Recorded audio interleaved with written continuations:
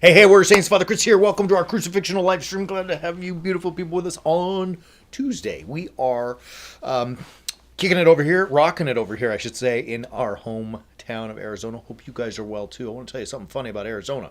There is a nasty, awful creature that lives here. It's called the bark scorpion.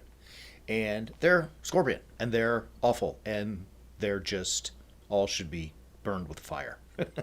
Every Arizonan knows, like, we check things because we don't want scorpions. Well, let me tell you what happened. I put my shoes in my closet on the floor instead of on the shoe rack one day. This was a couple of weeks, last week, and one of those little son of a guns crawled into my shoe, and I didn't know it. Put on my shoes, socks, put on my shoes, started walking around the house, and I feel a little pinch, really, in my middle toe on my right foot. And I was like, oh, maybe there's a pebble in there. And then boom, I felt it again. I was like, oh, there's a scorpion. We know because they hide in shoes. I didn't check. Sure enough, I took off my shoe and there he was. And he flew out and son of a gun got away. I didn't even get to kill it because I'm hopping around on one foot holding on to my newly stung, scorpion toe. And thank God everything was fine. It can be bad for some people. I was fine. But the poison... It was a weird feeling. I've never been stung by a scorpion before, and the poison that was in my foot was numbing, right? It just numbed the whole, really the middle toe and then almost all the way up the top of the foot. It got numb. And I don't know how else to describe it except to say like this. You know when you may sleep funny on your arm and your arm goes to sleep and it tingles? That's kind of what it felt like. It was painful, but not like the end of the world. And I was walking around on this numb foot from this poison that this stupid bark scorpion had shot into me. I wonder if many of us are not also numb from the poison we absorb in the world, right? Like the chaos that's out there, right?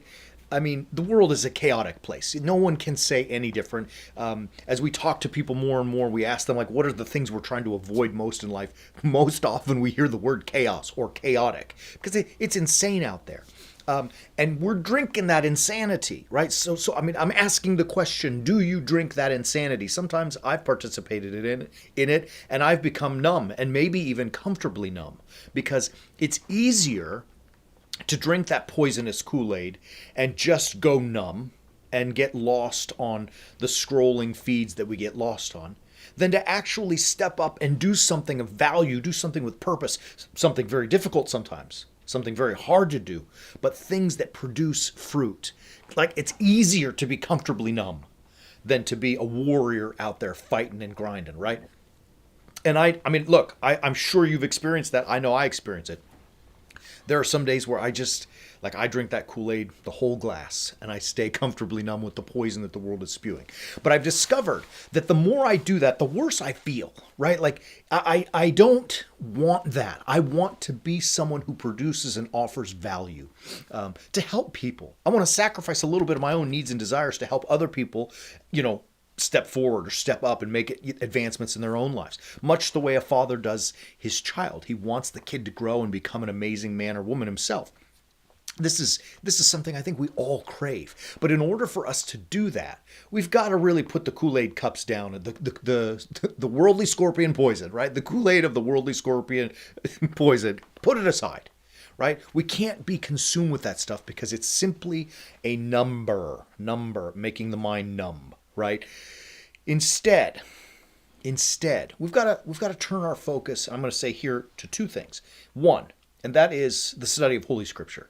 Right? I know I'm a priest, and you all say, oh, well, of course, Father, you tell us to read the Bible. Yeah, you better read the Bible. How do you know if you don't know?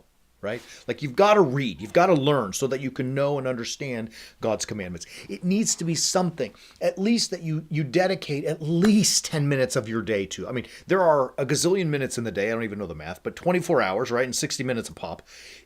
You got to sleep some, you got to work some. There's 10 minutes there you can find to read the Bible, right? You can do that. And it's a fascinating, most beautiful book. I promise if you spend time in it, you may not understand all of it, but you're just going to start to get some of it, right?